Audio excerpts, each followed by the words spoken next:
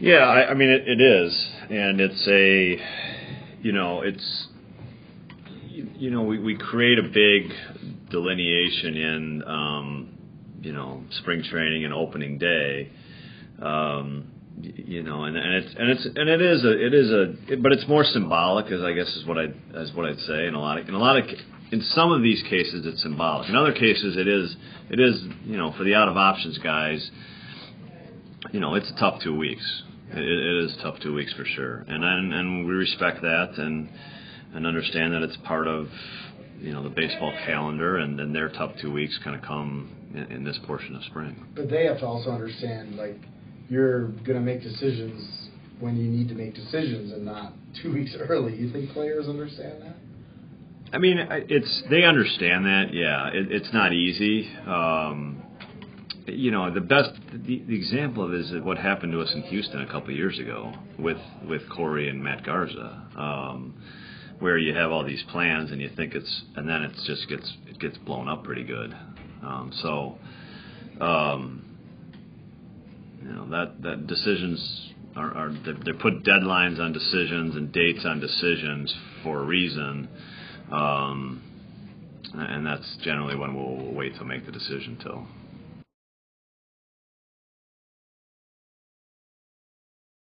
JJ's done, his part.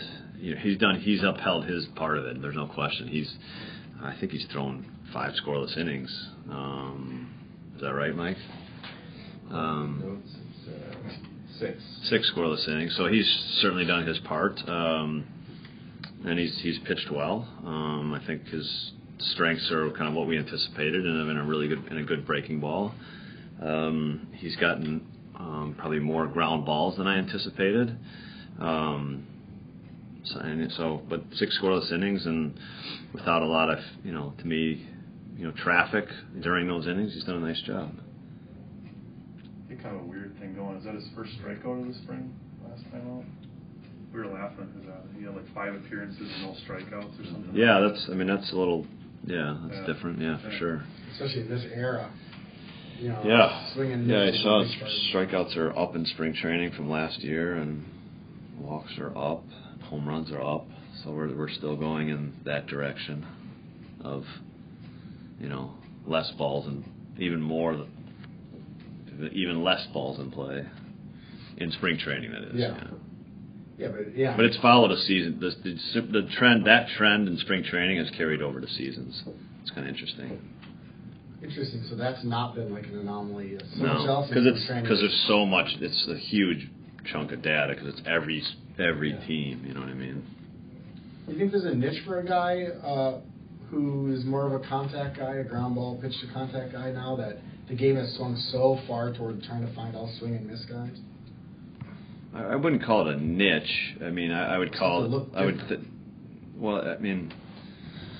I think there's some guys that are going to strike less guys out. I mean, I think Zach Davies is a guy that doesn't strike a lot of people out and has success. I think you can have success without striking guys out. Yeah.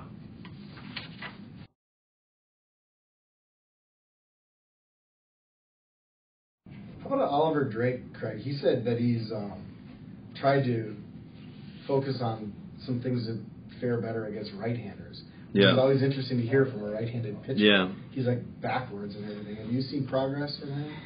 Yeah, I mean, I think he last year's performance, it was a little backwards, but it was valuable in the sense that we didn't have a left hand. He was our second left-hander. That's how he was used a little bit. Yeah. For most of the season. There's value in right-handers that are our reverse split guys. I do like that style of pitcher.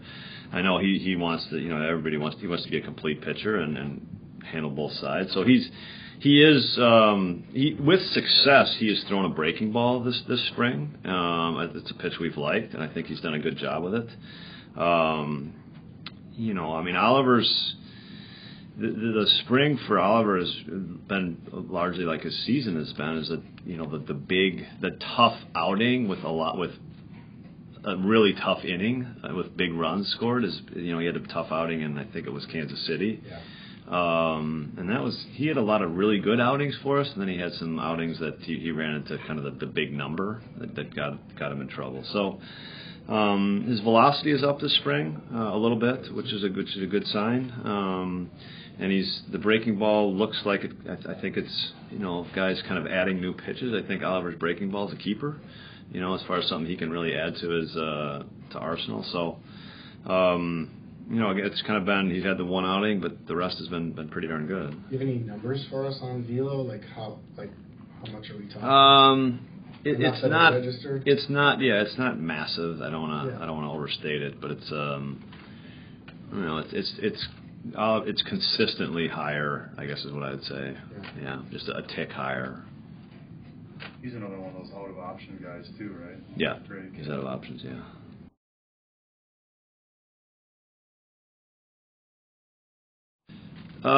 This is probably a newer thing.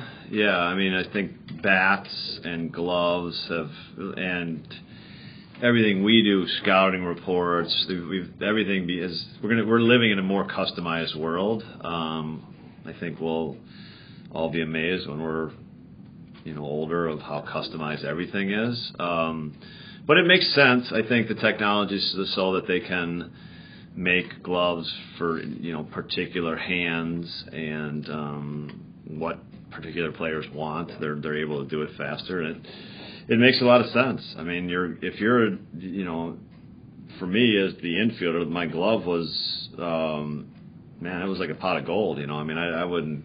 It was very meaningful. So to make a great glove and something that was like a great piece of equipment, I think, is the number one thing you should focus on. I've always wondered why guys focus more on shoes than gloves, because your glove is the most important thing to you as a player, as a position player, in my opinion. What about just the personalization of it? Like, guys they'll have like names or that probably started in my generation a little bit, and that was always a big perk to get your name on your glove.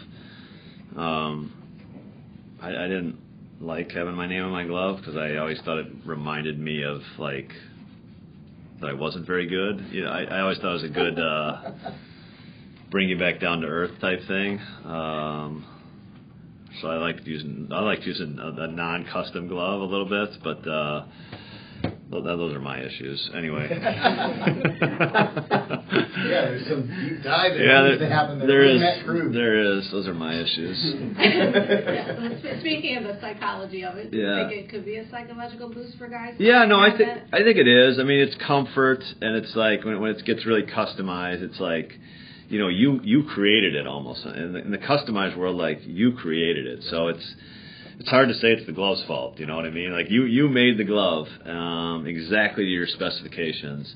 And I think it's great, and I think, if it would have existed in a lot of players' days, they would have taken advantage of it because of how important your glove is to you.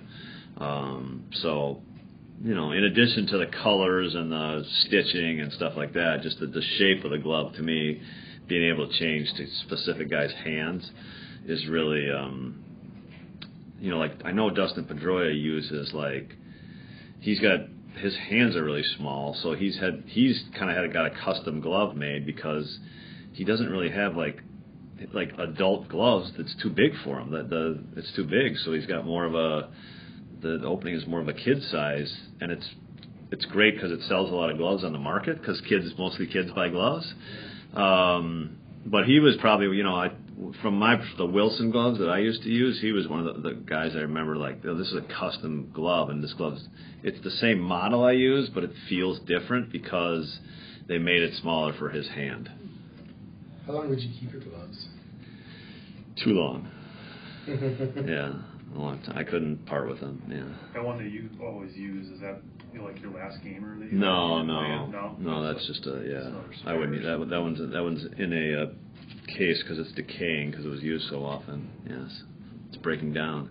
I once took it to Jason gave me the name of this guy on the fifth, like in the Fifth Ward or whatever, and it was like this, on this off street and this old shop, and I walked in there, And I said, can you help me with my glove? It's like it's breaking down, it's falling apart, blah blah blah.